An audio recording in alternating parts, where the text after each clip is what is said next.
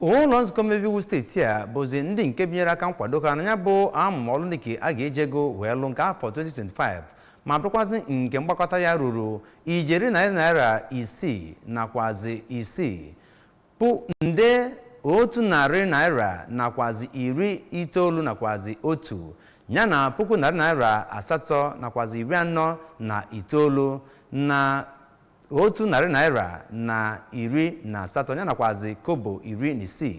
maka ọrụ dị iche iche bụ nke gọọmenti nke steeti a ga-alụ na ngwụcha afọ anụnwa nke ga-amụta 2025. Ya bụ ụlọ nzukọ Omeiwu steeti a onye nta aka anyị bụ onye nke nọ n'ebe ahụ bụ Emmanuel Chigbata ga-ewetara anyị akụkọ etu o si wee gaa.